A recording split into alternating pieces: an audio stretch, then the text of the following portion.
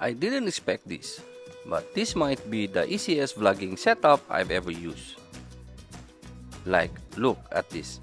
This doesn't even look like a small camera setup.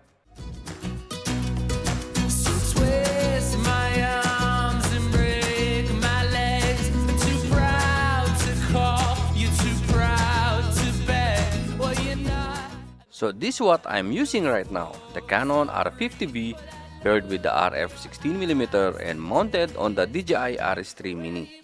And honestly, this combo is kinda insane for vlogging.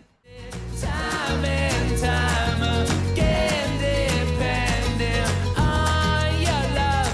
Well, I take a rest, and then all these years you've no regrets. If you're into vlogging, camera setups, or you just want to level up your content without going crazy expensive, make sure you subscribe because I test setups like this in a real-world situation, not just specs.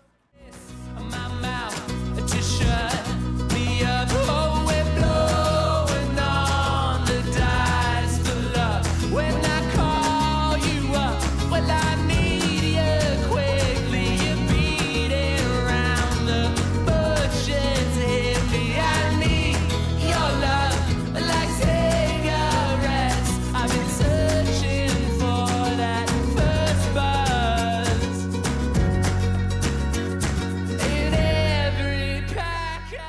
First, this lens is the 16mm. It's perfect for vlogging.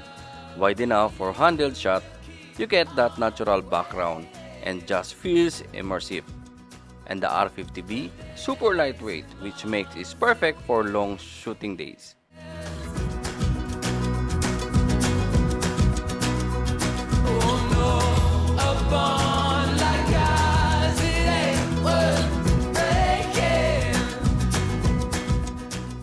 But here's where things get interesting.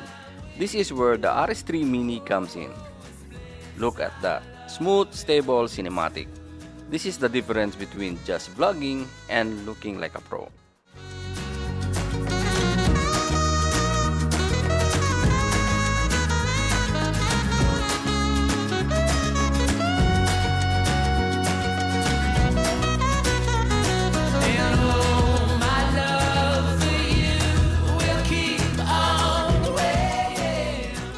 But let's be real for a second.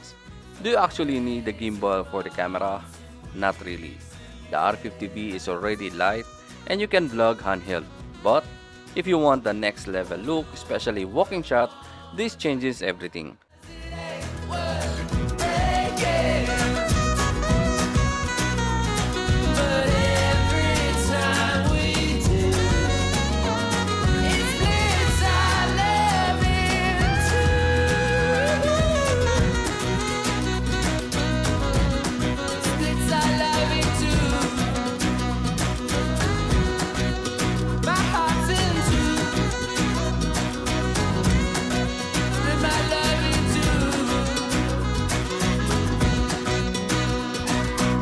What I love about this setup is how easy it is.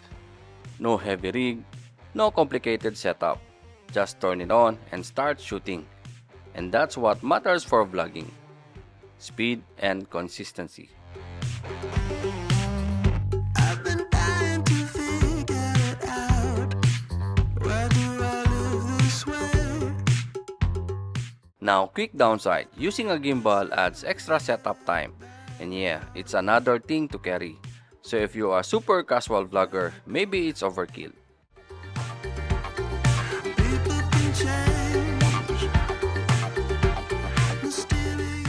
But if you are serious about your content, this combo R50 V plus 60mm plus RS3 Mini is honestly one of the best lightweight setups you can get rid right now. If you want more real-world tests like this, don't forget to subscribe because I've got more setups coming that might surprise you. And also don't forget to like.